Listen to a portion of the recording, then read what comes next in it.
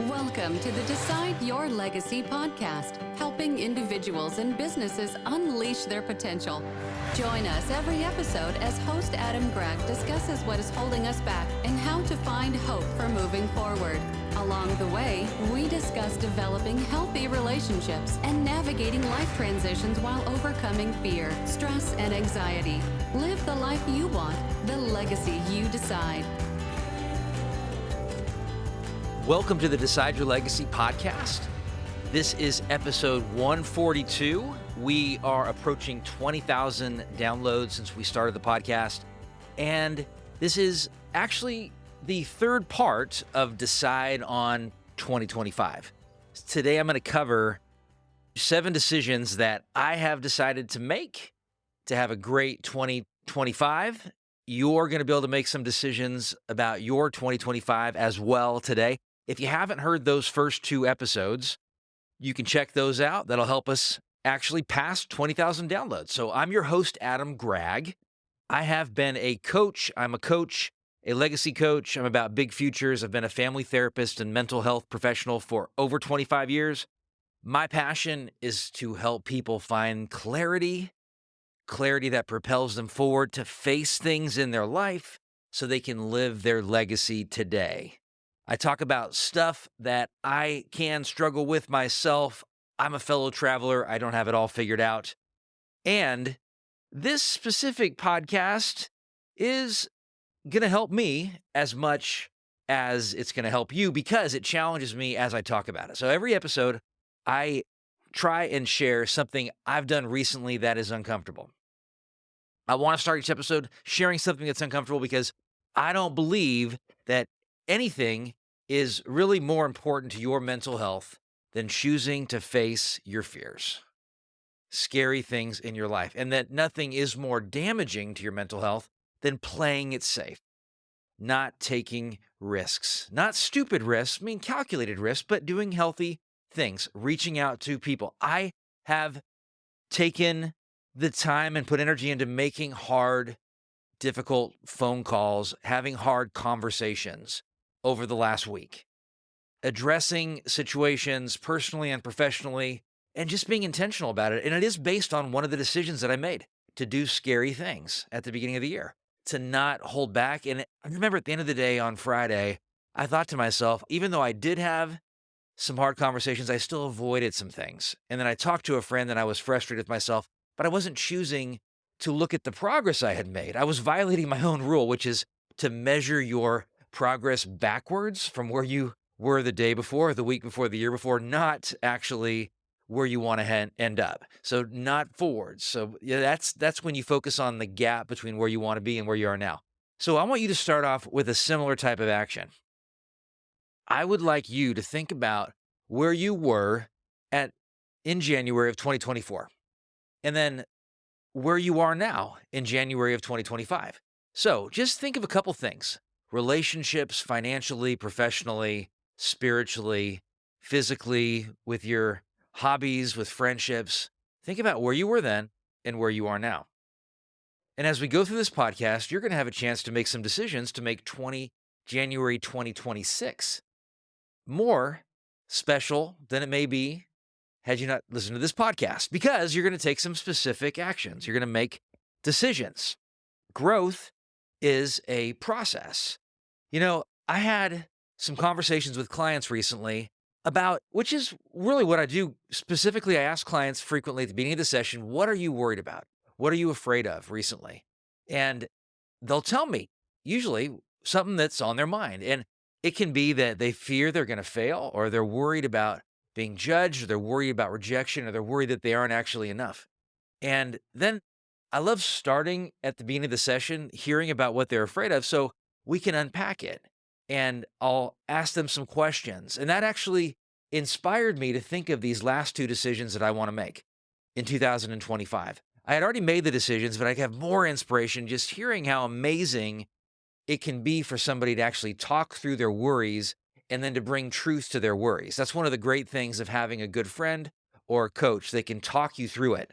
So that is where we're going to actually jump in a second But I want to review with you the first 5 decisions that I have made in 2025. So, decision number one is to keep the big picture in mind.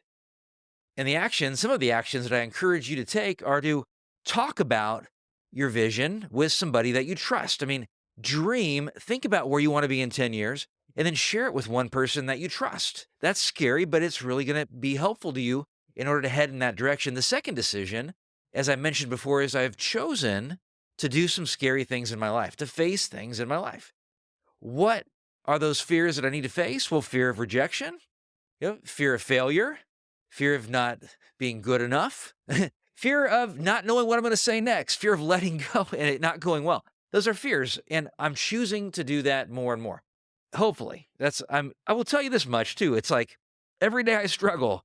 Like when I'm saying this right now, my mindset's really in a good place. When my mindset's not in a good place, then I might not be so inclined to want to do those scary things. The third decision is to know what I bring in situations, to know my value, to know what I bring to the table with people, my sense of fun and adventure and joy, and to let go of my ego and my status, my desire to have status at times. So the fourth decision is to connect with people, to build friendships, connections. And the action I'm taking is to take advantage of opportunities to get to know people better. People I know, people I don't know, to be curious. And the fifth decision is to think about myself less. So it's this desire sometimes to prioritize and to think about my own self-care. One of the best things I can do is to actually think about myself less. By doing that, I think about how I can encourage other people, how I can actually help other people. And the amazing thing about that is when I do that and I strive to encourage other people, I'm encouraged myself. I'm taking care of myself in the process. So the sixth decision that I've decided to make, and let's go ahead and jump in, is I've decided to notice my mindset, to be more aware of my mindset, to step back from it, to recognize what I'm thinking, and to actually observe it and become more curious about it. My anxiety at times can be through the roof, and a lot of it's because of my past, because I don't want to get hurt again. But when I step back from it, I realize that I don't have to react to it. I can step back and stay calm, even though I don't feel like being calm. And I can talk to myself, telling myself that really nothing bad is going to happen in this situation. That decreases my stress. The more I focus on controlling things that are actually out of my control, like other people's behaviors and the way other people think and the way other people feel about me, the more stress that I have. And stress is damaging to not only my mental health, but my physical health as well. And it is for you as well. I have this mindset at times of perfectionism. And one of the things that helps me with this damaging mindset of thinking I have to have everything perfect and in order is to look at one of my 7-Up bottles and to be reminded that I'm actually happiest when I let go and I let things happen and I don't need to overdo it and make it perfect. I just let it flow naturally. A mindset trick that I like to take clients through is to ask them, I call it the fulfillment activity. And what I do is I ask a client or a friend, I've asked probably 15 people this question just in the last month, I would guess. And maybe I'm exaggerating, but a lot of people, and I'll ask them, tell me about a time when you felt, and you can do this as well. I mean, do this with your kids even, do this with yourself, do this with your spouse, a friend. So tell me about a time when you felt a great sense of fulfillment after you took an action that you believe you did well. So you did something, and it was an action, and then afterwards you're like, maybe not in the moment, but afterwards you're like, you felt a sense of fulfillment. And it doesn't matter if it was when you were 7 or 17 or 27, but you felt a sense of fulfillment. And then I'll ask them to tell me what they actually did specifically in that situation that brought that sense of fulfillment. So, for example, I asked a guy who started a business this specific question, and he told me that he felt a great sense of fulfillment when he went out on his own and he submitted some proposals and actually got some bids. He owns a construction company. The very first time, because there were a lot of people that doubted him, but he realized he could make money because of his business practices. And then what he did specifically that was so fulfilling was that he did this even though he had people doubting him. And even though he doubted himself, but he did it anyway. And then I'll ask the last part is what specifically about that specific accomplishment was most fulfilling? And that gives people clues into what they can do in their life that's going to be fulfilling. And he told me that it was to reach out and do something. Well, the most fulfilling part was actually getting the bids. So actually collecting the money from them accepting the proposal and knowing that he could do this. And that was really powerful. So you can do that yourself. And that shifts your mindset when you do an activity like that. Humor can shift your mindset. My operations director, Lloyd, his daughter recently came up to me, and she's 5 years old, Lori, and she said, "Mr. Adam, how can you have a daughter?" She said, first of all, she said, "Mr. Adam, do you have a wife?" And I said, "No, I don't have a wife." And then she said to me, "Well, how can you have a daughter if you don't have a wife?" She's 5 years old. Okay. And I said, "Well, Lori, I think that's a good question for you to ask your mom and dad." And they were there with me. I think they heard her ask this question, but I was just like inside cracking up at how honest she is.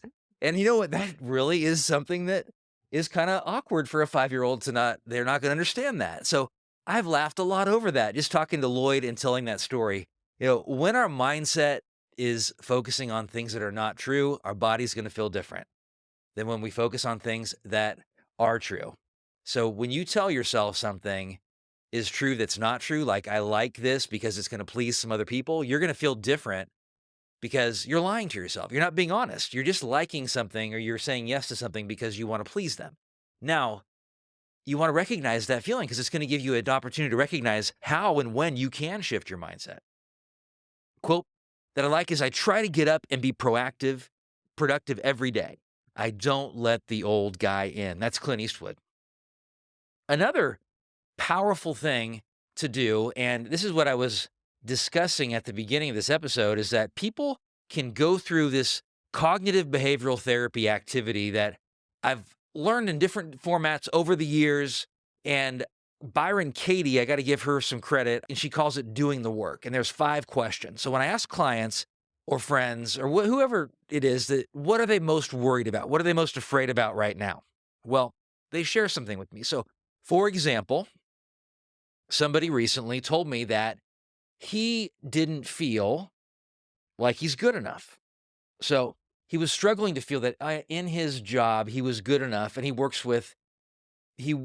in a helping profession. So he works helping kids, actually, and he was telling me he didn't feel good enough. So the questions that I would ask in that situation, and I'd love for you to see this live at some point because it's kind of miraculous how people's mindset can change before your eyes, and you see their demeanor just change in the process. So I'll ask, first of all, well, is it true? Is it true that you don't have anything to offer these kids? I mean, is it true that you don't have anything to offer them and that they're not being helped at all? And then he'll say, well, it feels true. Or yes, maybe he'll say, and in this case said, yeah, it feels true. It definitely feels true at times. And then the second question is it 100% true? And then when they answer that question, is it 100% true? People, if they're honest, they'll say, no, it's not 100% absolutely true. And that puts some level of doubt, some level of space between that thought that feels very real to them, like I'm not good enough, and the fact that it may not be completely accurate. Maybe there's an aspect of it that's true, but it's not the whole story. And that's crucial to recognize that it's not the whole story. It's not absolutely 100% true. And then I'll ask the third question is, how do you act and behave around those kids when you believe it's true that you're not helpful? And these are teenagers, and these are teenagers that are struggling and teenagers that are not necessarily really well behaved. And so these kids may not act like they're very receptive to being helped, but the answer in that case was, well, I act passive. I don't engage, and I'm not really confident around the kids. I don't actually reach out. I doubt myself. I doubt if I have much to offer, and so I don't actually offer much. That was the answer, something like that. And then the fourth question is, in the way Byron Katie would ask it is, who are you without this thought? So I like to ask it saying, and this is my own flavor to it is, how would you behave? What would you do if you didn't believe that was true? You didn't really believe that thought was true, that you don't have anything to offer. I think the way it's phrased by Byron Katie is, if I didn't have the thought is brilliant. I think it's wonderful. And, his answer was something like, I would engage, I would just have fun, I would relax, I'd be myself. And then the fifth part of that I'll ask a client is, what's a healthier, more accurate perspective that takes in all the information? And it's going to often be something like, sure, at times I'm not as helpful as I want to be. And when I work hard and I try my best and I let go, I'm very helpful. And these kids have been impacted. And that's going to inspire them. And then there's other questions I'll ask as well, like, how does it benefit you to think have this worrisome mindset? And they can really, if they're honest, they'll say something like, well, it motivates me, or it keeps me safe. It protects me from engaging, which is what he identified in this little activity right here. So one of the things I would love to do, and I just thought about this preparing for this podcast, is to have some live, and I do record this sometimes for clients and I'll send it to them, which I did on Friday with a client and sent it to the guy. And I think it was helpful. I haven't actually done that before, I don't believe. Maybe I have, but it's been a while. But I'd love to record things, actually have a live video session, so over Zoom, where you can see and even volunteer for me to walk you through a mindset shifting activity. So you can see somebody go through this, or you can go through it yourself. So look out for that, because I'm going to do that at some point, maybe sooner rather than later. But I'd love for you to see that whole thing right there. See that mindset shift happen. Because when you do, you'll believe that you can make that shift yourself. And I do that on myself. When I struggle, when I'm able to step back and be aware, which is the decision that I'm making, then I ask myself those very same questions. So if I struggle with thinking I'm going to fail, I'm not going to do a good job with a speaking event, or I'm not going to do a good job with some kind of a production, a podcast, a course, Shatterproof, that we've been working on for a while. Then I can ask myself those questions. Is it true? Is it 100% true? How do I act when I believe it's true? What would I do? How would I act if I didn't believe it's true? And then what's a healthier perspective? So if you can build new thinking habits into your life, okay, you can do some things to start training your mindset. And I want you to download the Decide Your Legacy app on Android or in the App Store on Apple, the iOS version, and then in Shatterproof Yourself Lite, which you will get access to. It's a free 30-minute course on these very steps that I'm talking about here, these decisions, 7 steps to a giant leap in your mental health. I also call those 7 steps to never getting old as well. But in that bonus section of Shatterproof Yourself Lite, there's a daily action worksheet.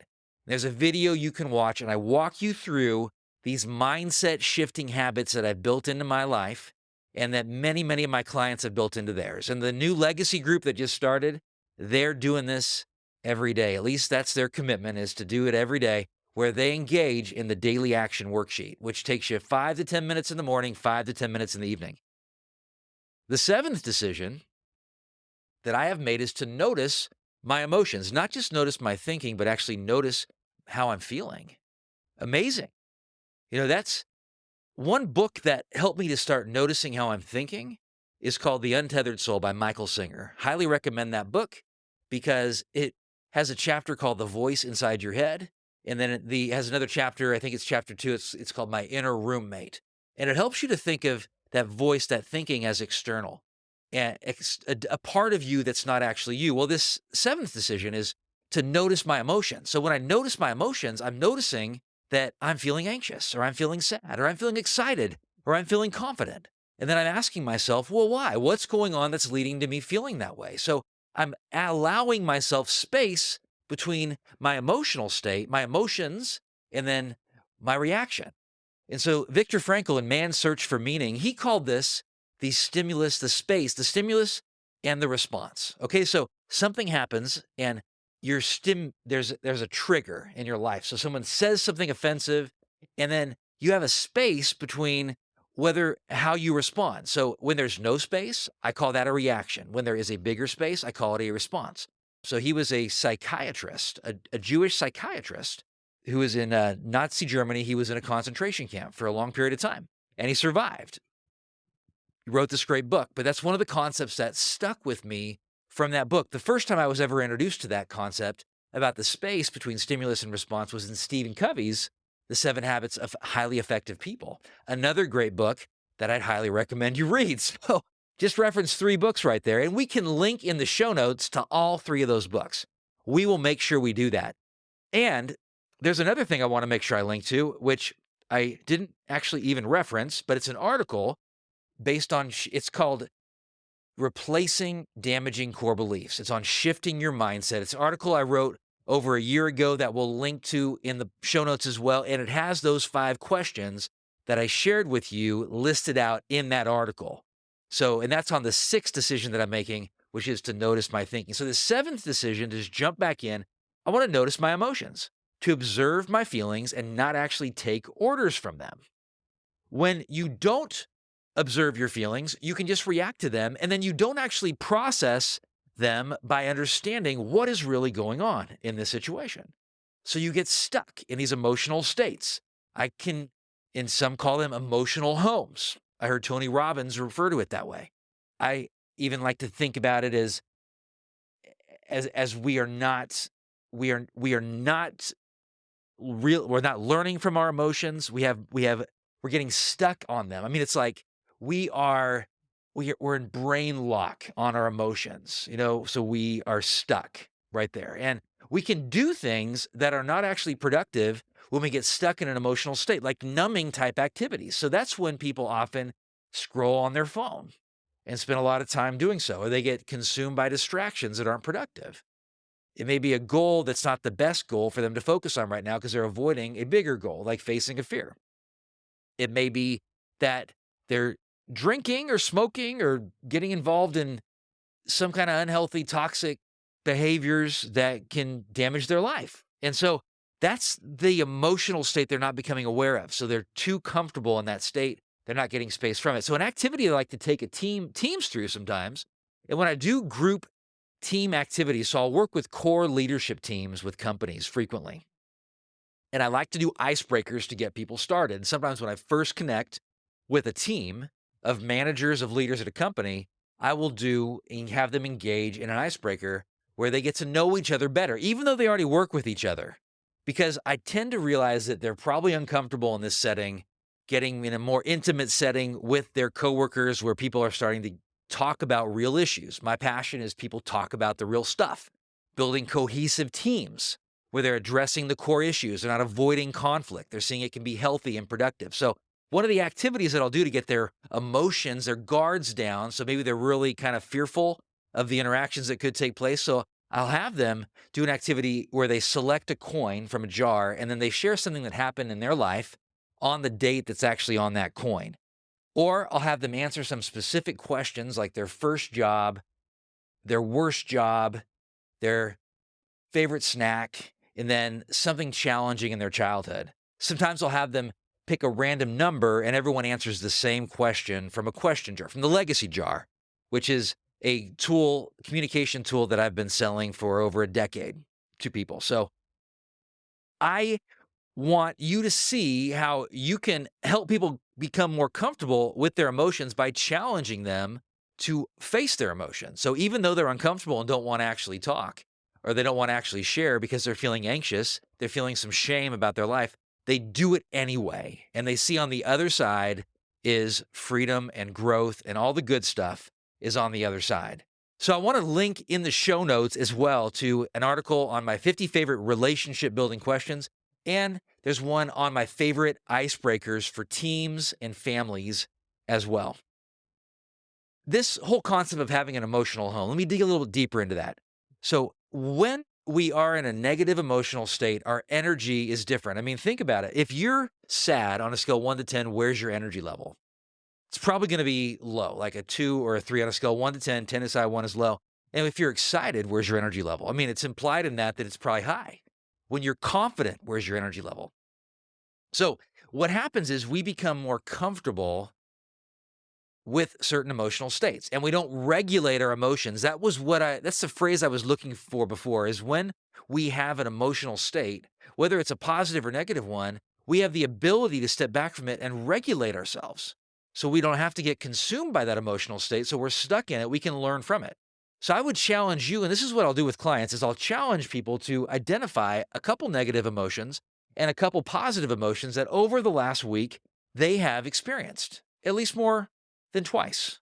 And so they'll share some things. So if I look at my life over the last week, and I wrote this down, yes, some negative emotions I have felt. And one is shame, one is fear, and one is sadness. And then some positive emotions I have felt. One is confidence, excitement, and then love. So what have been your emotional homes? Where have you gotten comfortable? And people become comfortable in certain emotional states. So imagine this can be for me sometimes, I can get stuck in fear and be comfortable in fear. And then when I don't feel fear, then I automatically start thinking in my mind that something bad must happen because I need that fear because that keeps me safe. So I'll start to make myself anxious again, or I'll start a problem when there is actually no problem. Not a good thing, but it can be a faulty sense of motivation for myself. Now, if you're identifying that shame or sadness or anxiety or fear is an emotional home for you, well, you can do some things about it. I mean, you can recognize it, first of all, and you can talk about it and journal about it and just start becoming aware that you have lived in a state of fear or shame, and you don't actually have to, because you can actually live in a state where you're feeling more confidence and you're feeling more excitement. You're going to go back to that state at times, but you don't have to actually make it your home. You can leave that home and build a new home, and you build a new home of self-confidence. I mean, imagine the impact that would have on your life. One of the best things you can do, and the action I would challenge you to take, is to identify what in your life you can be grateful for. Okay, now this is a huge deal. Gratitude builds this sense of I'm going to be more comfortable being confident and reaching out. And the great thing about that is that gratitude, and I'm going to link to 25 of my favorite gratitude building questions in the show notes as well. Lots of links in this episode. But the great thing about gratitude is that when you start to let it sink in, you also start to love other people. And you start to see that you have a bunch to give to other people. And you start to realize that what you have to offer is really powerful. And it starts being less about you and more about love, because that's what we really want. That's what I find that people want. It's amazing when I see that. People come and they talk to me, and a lot of times they don't feel like they're making the biggest difference in their life. They want to have an impact, but they feel stuck. And then I see what happens when they realize that they can give back in a powerful way. And it doesn't matter what age they are. Very successful people oftentimes I work with that have had very successful careers, made a lot of money, impacted a lot of people professionally, experts in their field, really great at whatever they do, yet they feel this sense that their life is not satisfying and fulfilling. And I get to help them tap into that emotion of confidence because they realize that they have so much to give, and they get past that feeling of insecurity, which has been their home, and they get to see that they can start to build a new home in this state of excitement and confidence and love and giving back. So we have talked about some really powerful stuff right here. I mean, this is cool stuff. I'm so inspired myself. I got to remember this. Decision one, to focus on the big picture, to not get stuck. The bigger the future I have, the more I remember it, the bigger and better today actually is. The second decision is to face scary things in my life. The third, to know what I bring to the table and to be okay with it, to be glad that I can bring this sense of excitement and adventure and positivity to people because I have that when my mindset's in a good place. Number four, decision to encourage other people, to give people courage, to build relationships. 5, focus less on myself, more on giving back. Number 6, to shift my mindset, to notice my mindset. And number 7, to respond, not react. Remember, insight is 20% of change. You've gained insight today, inspiration and insight. 80% is action. You apply that inspiration, that information becomes insight and inspiration, and then you apply it. So a good plan violently executed today is better than a perfect plan executed next week. That's general patent. In other words, a good plan that you act on is 100 times better than a great plan you do nothing with. Okay, you got it. Don't wait. Start today. What resonated with you most today? By the end of the day, today, apply something you've learned. And if you really want it to stick, teach it to somebody else. I'll sign off the way I always do. Make it your mission to live the life now that you want to be remembered for 10 years after you're gone. You decide your legacy, nobody else. I appreciate you greatly. I believe in you, and I will talk to you next time. This show is part of the ICT Podcast Network. For more information, visit ictpod.net.